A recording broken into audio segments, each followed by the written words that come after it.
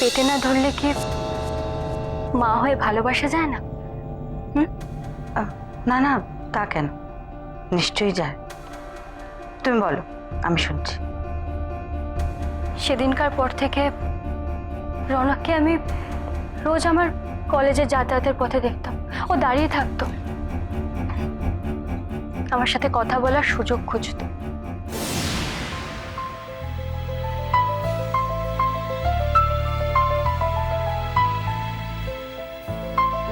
High পূজা, ওই দেখ তোর হিরো তোর জন্য অপেক্ষা করছে রে।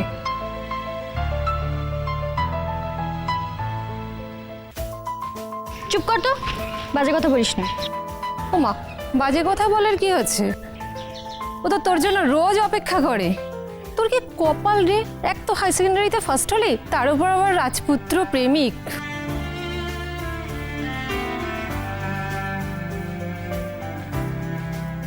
একটা মারবো না, চল তাড়াতাড়ি চল।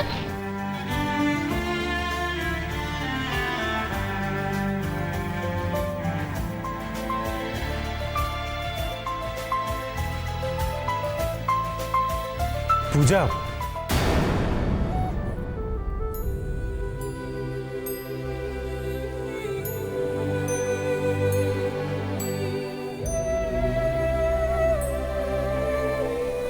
একটা কথা ছিল, একটু শুনবেন প্লিজ?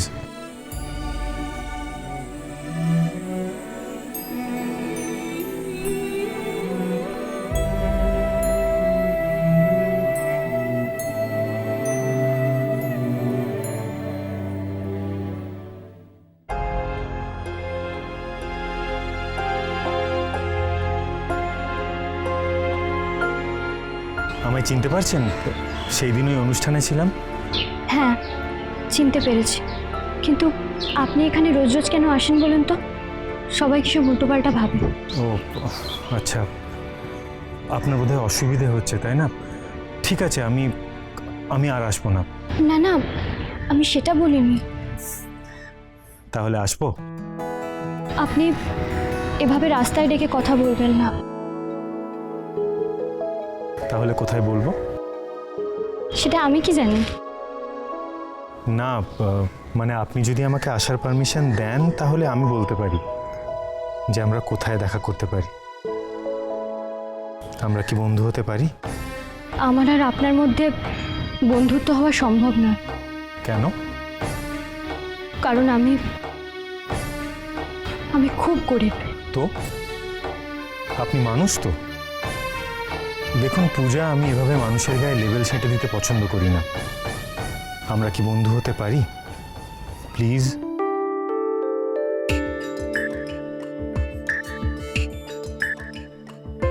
আর আমাদের নামে যদি কেউ কোনো বাজে কথা বলে, আমার মা আমাকে অনেক কষ্ট করে মানুষ করেছে। আমার নামে কোনো বাজে কথা মা সহ্য করতে পারবে না। পূজা, আমি থাকতে তোমার ব্যাপারে কেউ কোনো বাজে কথা বলবে না, এটুকু ভরসা আমায় করতে পারো। আমি কাল তোমার জন্য অপেক্ষা করব পূবের মাঠে বিকেল 5টায়। তুমি আসবে তো?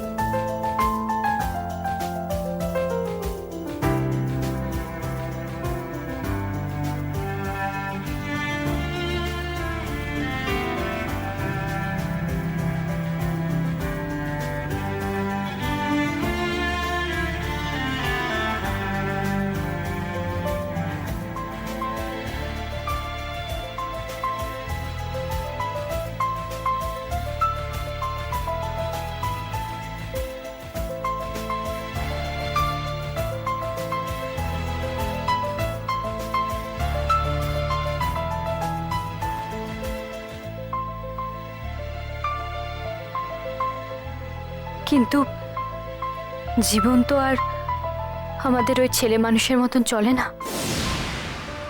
রনক তো অনেক বড় লোকের ছেলে, ইনফ্লুয়েন্সিয়াল মায়ের ছেলে, ওদের অনেক বড় বিজনেস।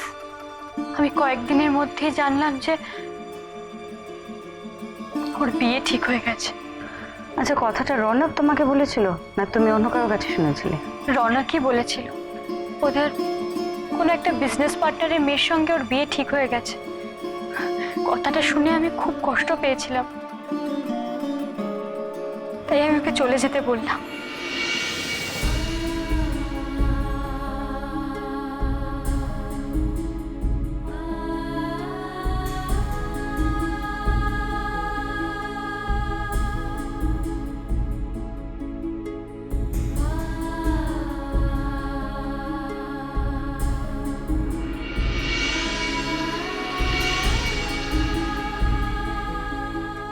পূজা, আমি শুধুমাত্র তোমায় ভালোবাসি, আর তাই যদি বিয়ে করতেই হয় শুধুমাত্র তোমাকে করব, আর কাউকে না।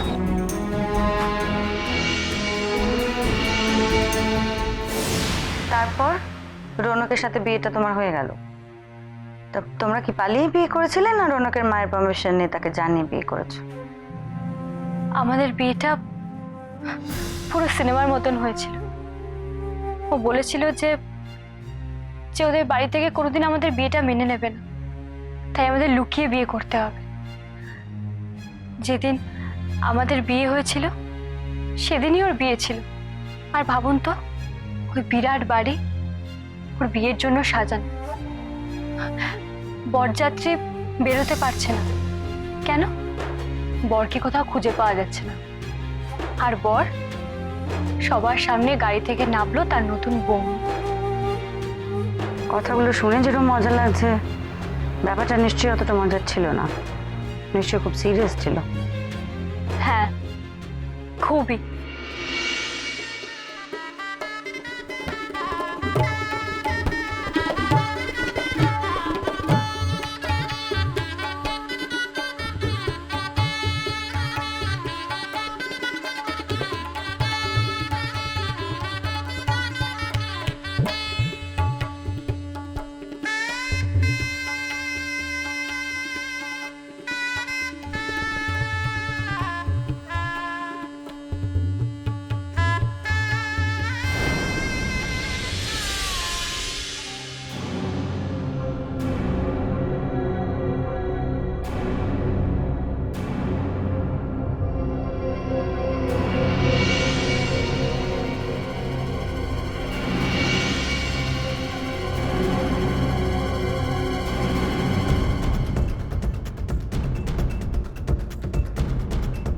এসবের মানে কি?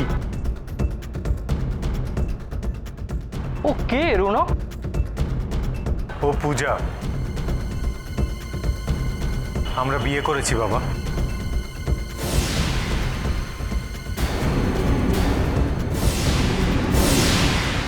চুপ কর।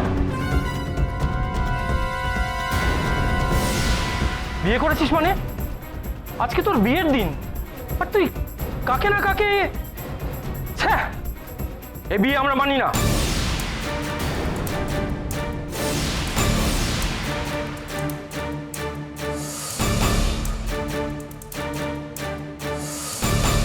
এক মিনিট।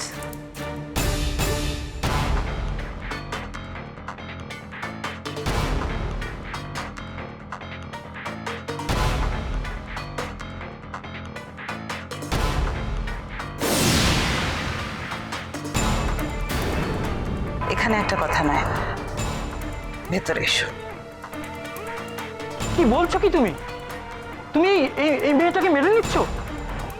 বললাম তো, এখানে একটাও কথা নয়।